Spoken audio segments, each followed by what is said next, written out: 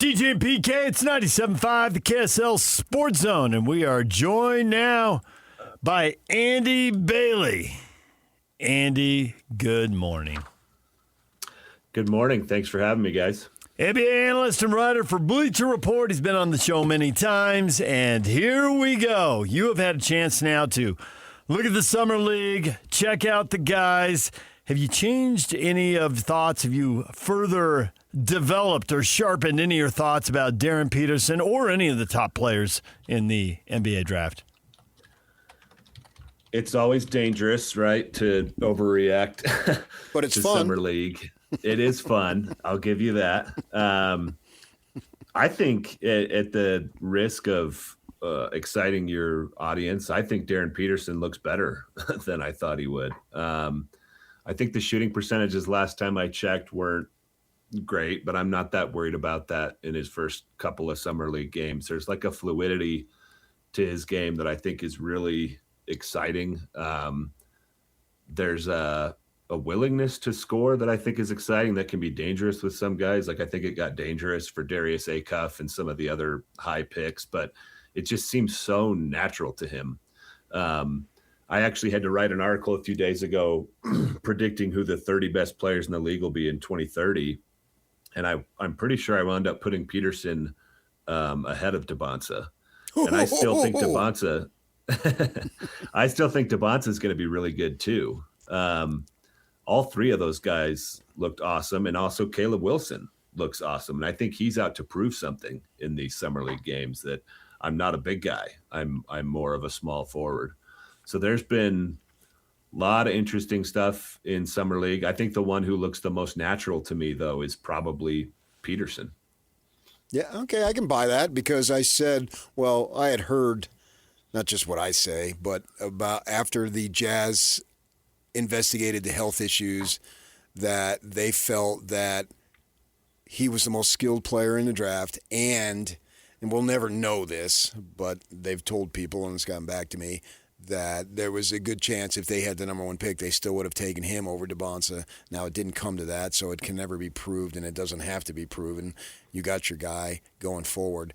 As I look at the composition of the roster, and I was doing some TV stuff yesterday, and the thing that I was saying on there was that I thought that maybe not this season, but what I want to see, so that'd be the 27-28 season, is I would suspect, assuming the roster stays the same, which, just for argument's sake, as perimeter players anyway, that there's no reason why Peterson is not the leading assist guy on this team. What do you think of that? Because his ability to create is really good. I had a feeling that's where you were going with that. And in my mind, I was agreeing with you ahead of time. I like Keontae George. I think he has a long future in the NBA. I think he really proved that last year. But I had similar thoughts watching Darryn Peterson in Summer League. I think one of the things that was maybe missing for him at Kansas was not playing with the ball in his hand. He said that. Yeah.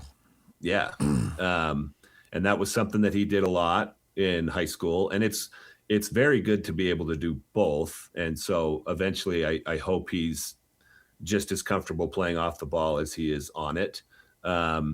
This is not a one-to-one comparison, so don't mistake it. But I think one of the things that makes Stephen Curry so good is he's so good both on and off the ball.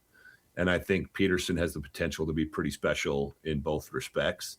And this is my long-winded way of agreeing again. I think he does need to play on the ball more often, and I think he will in the NBA. I was impressed by his playmaking throughout Summer League. I think he's got good vision. I talked in the first question about how he's a natural scorer. I think there's some playmaking instincts there too. And these days, we talk a lot about small ball years ago, and now the league is getting bigger, and then there's positionless wings and all this stuff. I think the archetype that's been the most important through all of it is the offensive engine. And I think Peterson has the potential to be an offensive engine, regardless of where you slot him in the lineup. Well, isn't there a lot to be said for having two ball handlers on the court, and then anybody can start it, and the guy you want to start it is the guy who is defended by the worst defender? because you have a mismatch right out of the gate, and everyone on the court just understands that, and they understand who to attack and who to attack immediately as soon as you get over half court. Yeah, I think there's something to that. I've written a lot over the years about how positional battles really aren't that big of a deal. You're just more dynamic if you have 2 or 3 playmakers and you don't know where the attack is going to come from. I think a team that's really obviously poised to do that over the next few years is the Spurs, and they did it. I think they kept the brakes on that a little bit throughout the playoffs. Like, I think Castle, Fox, and Harper can all play together, and for some reason they were afraid to play that card. That could be another trend coming to the NBA. Is you want to have 2-3 high-level playmakers, not just a point guard and multiple wings who can dribble a little bit, but 2-3 guys with real point guard skills. And Utah is already kind of on that track with George and Peterson. And you don't want to get too small, but maybe if the right situation calls for it, you play Collier with those 2 guys. The cool thing about the Jazz roster is I think they're kind of setting themselves up to play either small or big.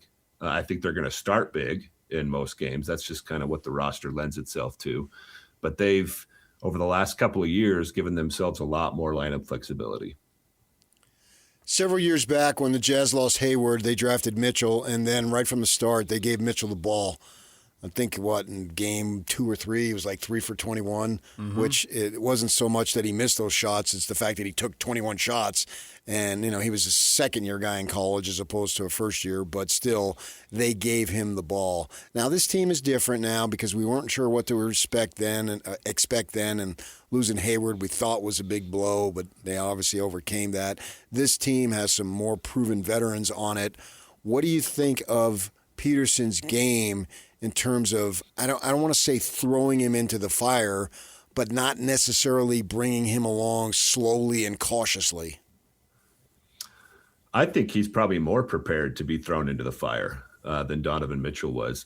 My recollection of that draft cycle is that he was largely hyped up as a defensive guy, and he was taken outside the top 10, right? I mean, you guys probably remember this better than I do. It was outside the top 10. Yeah, 13. Right. So people were excited about him, but I don't think anybody expected right after draft night, like, this guy's going to have the ball in his hands right away. And obviously that worked out. I mean, he quickly became one of the best guards in the NBA. And I would say that part of that has to do with them putting the ball in his hands. And I think they'll be similarly aggressive with Peterson. Like you said, there are some vets that are going to need some touches. One of the nice things about the guy who's been their best player over the last few years, Lauri Markkanen, is he is one of the most fascinating players in the NBA to me, in that he gets touches, but he never wastes touches. For years, I would look up points per dribble, points per touch. He was always very, very high on that list, meaning he didn't dribble the ball a lot and he didn't hold the ball a lot relative to his shot attempts. So even though he's kind of a high volume scorer, I don't think he takes a lot of playmaking opportunities away from Peterson. I think he makes his life easier in a lot of ways. I think Triple J could be similar to that. You may have to sort through some, a little bit of a balancing test with Keontae George and Ace Bailey, but I wouldn't be surprised if within the first month or two, the hierarchy is kind of established and everybody realizes Peterson's the guy. And maybe that's a tough pill to swallow for George and Bailey. But I like the way that you compared it to Mitchell, because I do think there could be a similar runway there. And Peterson's probably more ready for it than Mitchell was. So then the question becomes, can everybody's ego handle that? And does everybody realize this isn't a Luka Doncic situation where I assume right now, let's just assume it's not a Luka Doncic situation where you get the ball 100% of the time. The advantage, you get it most of the time, but you're always matchup hunting, and you got to learn to do that. And so instead of initiating the offense, 60% of the time, you initiated 25% of the time. I mean, he's not going to play every minute of every game. Nobody plays every game. Guys may be limited to 30 minutes instead of 35 or 36, part of load management. So there'll still be possessions for other people, but you won't have the ego of walking into the locker room thinking, I'm the man. Like, well, you're a man you're the man some of the time. Yeah. I think the way you phrased that was perfect, because as I was laying out that last answer, I thought maybe it will be tough for Bailey and George. But really the only guy who plays that heliocentric ball anymore off the top of my head is Luka Doncic. Like, nobody else gets that license, and I don't think Peterson will. And I think Will Hardy's a smart enough coach to be able to get everybody enough touches, enough shots. Hopefully within a couple months, those other guys realize, shoot, my life is easier with Darryn Peterson doing this. One thing that really impressed me about Ace Bailey last year is I think there was some question about whether or not he'd be able to accept a lesser role than what he anticipated going into college. And I thought he was way better off the ball than I anticipated he would be. And he was a lot more willing to do that. So if he becomes like a high level catch and shoot guy, maybe models his game a little bit more after Lauri Markkanen, where there's not a lot of wasted motion, not a lot of wasted touches. Those two guys fit perfectly with him. Peterson and George have the we don't know where the attack is coming from dynamic that we talked about earlier. And then you kind of sort out the center minutes. I know a lot of people are worried about Jaren Jackson playing the 5 because he can get kind of bullied on the boards, but I think they're just so fast and versatile if they go Jackson and Markkanen at the 4-5. They'll probably start with Nurkic, I would assume. But again, they just have so much lineup versatility now that they didn't a couple years ago. How big of a blow do you think it is to not have Kessler? I think it's a real blow. I think they're pretty well set up to absorb it. I wrote a lot in the lead up to his deal with the Lakers before we knew that's where he was going to go. I just kind of assumed he was going to be on the Jazz. I assumed they would match whatever he got. Like, it wouldn't be too big of a deal. And they would just have a ton of depth in the front court. But I always had this little caveat as I was writing about the Jazz that they have a lot of bigs. Like, I still kind of like Kyle Filipowski. I think he can play real meaningful NBA minutes, and they have enough guys that can play 3-4 or 4-5. I think if you wanted to get real creative, you might even be able to throw Ace Bailey at the 4 for some minutes. So I think they have the depth to absorb that blow. I think it would have been nice to have Walker Kessler. He improves your depth. He improves your rim protection, your rebounding. I think he's a pretty good finisher, but they can absorb it. And at the price that LA was offering, I don't know how Utah could have said no to that deal.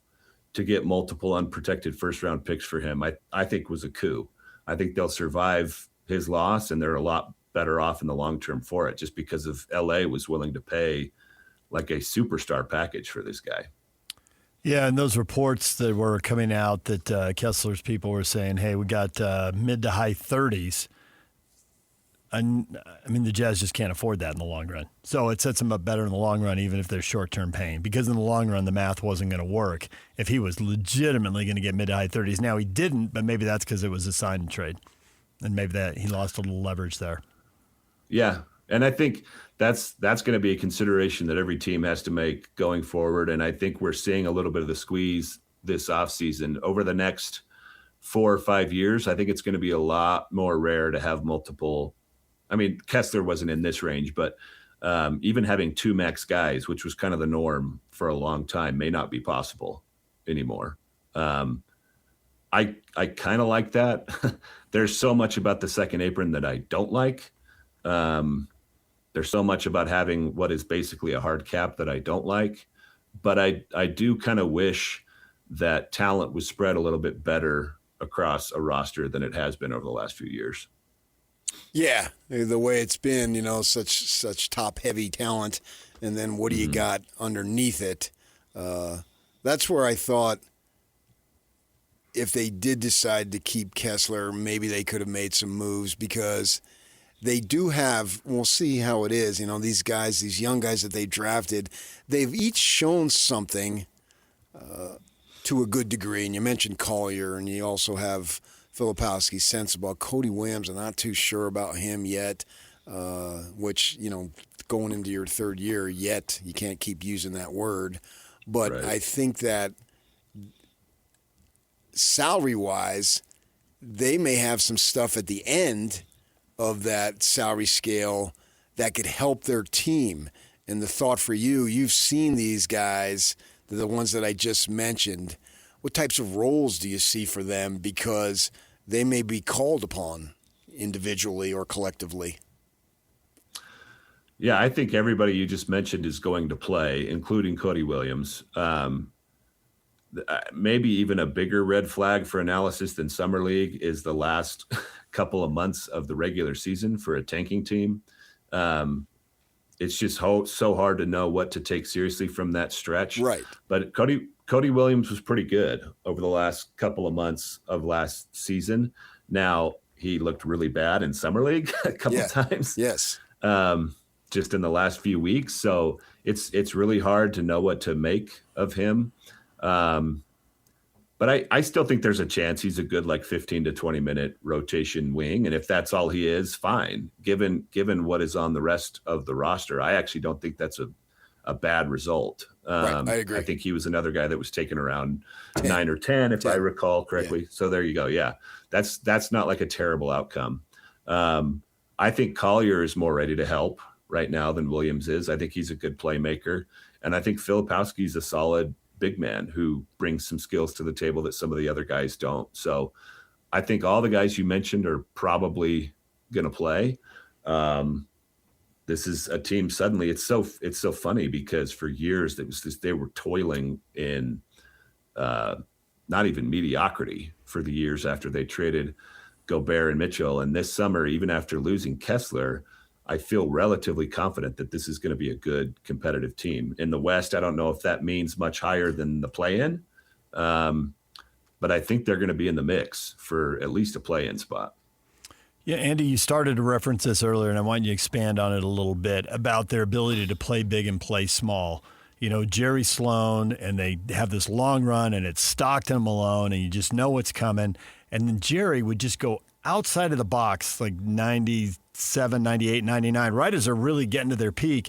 He was sitting Stockton Malone, and he was playing Brian Russell and Shandon Anderson and Howard Isley, and it was just totally different, and they were running way more. And I just felt like it was a shock to a team. They're prepared for something else, and they just literally, it was like watching somebody who never drove a clutch, just grinding gears, trying to change in the middle of the game, and they go on runs with Stockton Malone sitting on the bench. It was unreal, and I just wonder, is there a role? This team has so much size, and we've been looking forward to it, but is there some weird Ace Bailey, Cody Williams,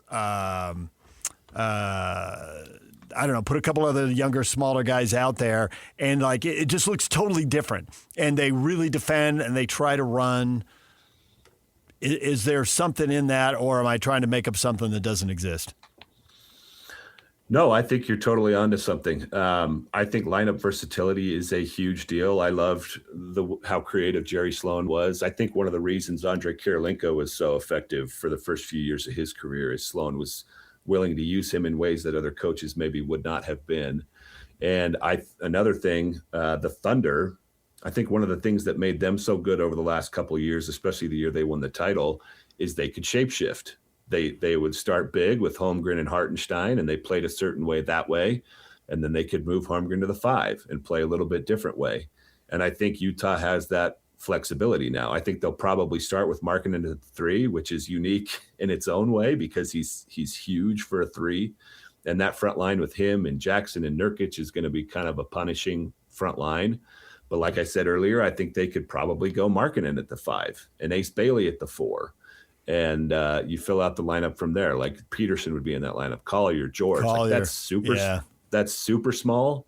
And you probably get beat up defensively and on the boards, but you could also run a track meet with that group. And you're not going to play at extended minutes.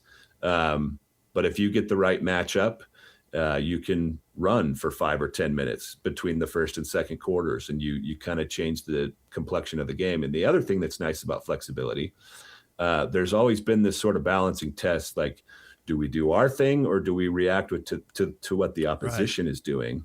But to at least have the option to react is good. Like if you're going to play a team with big bruising bigs, well, shoot, we can play more of our big bruising bigs. If you're going to play a team that's faster, we can play faster. So it's just nice to have the optionality, and I do think Utah has it, even with the loss of Kessler. I think they're very versatile and deep at several positions. How much sleep are you losing over the anguish of trying to figure out when and where LeBron is going to make his decision and where he's going, because it's just keeping me on pins and needles here. Well, I got to say none at this point. It was pretty fascinating in the early part of the offseason when I was doing a lot of stuff for Bleacher Report, reacting to a lot of different news. And I do think it's kind of mind-blowing. I think LeBron turns 42 in December, and I would say he was still a top 25 player in the league last season, and he's still like the make or break element for multiple teams' off seasons. Like I think Denver's out of the running now, but them not getting him makes their offseason very underwhelming. If the Cavaliers don't get him, their offseason is very underwhelming. If the Warriors don't get him, their offseason is bad. So it is fascinating that he still commands this much attention and he's still going to be an impact player. But I think what makes it less exciting than the previous ones, obviously, other than just age, with the natural effects of that, whatever team he goes to, I think everybody's still going to be looking up at the Spurs and the Thunder. Those two teams look like juggernauts now and in the foreseeable future. And with apologies to the Knicks, like they could still very much be in the mix when we get to the end. I don't think LeBron is going to drastically change the title picture. And so that's changing the way people are looking at this. I would prefer to see him go to Cleveland or to Philadelphia. I don't find Golden State and Miami nearly as compelling. Am I up in the night? Am I missing something? What do you think? I like Cleveland. I think it's the coolest story. A lot of people are like, well, he already had his storybook ending in Cleveland, and if he goes back there and doesn't win, it ruins it. I don't think that's true. I think it's kind of fun for him to finish up at home. Miami is interesting from a pure talent and fit perspective, but the lack of shooting between him, Bam, and Giannis would be a big concern. Golden State, I actually do think is a cool story, but not a basketball threat. I just think they're too old. And the best basketball fit is Minnesota, but that seems like the most far-fetched. Like he's really going to go finish his career in Minnesota. That's just really hard to imagine, with apologies to the people of Minnesota. They're fine people. Yeah. One of my best friends lives in Minnesota. Yeah, I gotta clear myself there. I think Cleveland is the best. Like if you combine story and basketball fit, I would go Cleveland. And I think Cleveland would have, I wouldn't say a great shot at a title, but they'd have an outside shot. Andy, we'll leave it right there for now. Thanks for joining us. We will talk to you again. Enjoy 6 or 8 weeks of no NBA breaking news and a chance to relax and put your feet up and not be on alert, checking your phone at all times. Outside of LeBron. Yeah, you got one more. Yeah, one more thing. Maybe he'll wait till like January or something. For a half season. Thanks, Andy. All right, thanks, guys. All right, DJ and PK, it's 97.5, the KSL Sports Zone. Coming up next, we'll get you up to everything you missed in this show, including the stuff that's happening right now as the show goes along. We'll update you on the Open Championship. Rory McIlroy out on the course. Stay with us.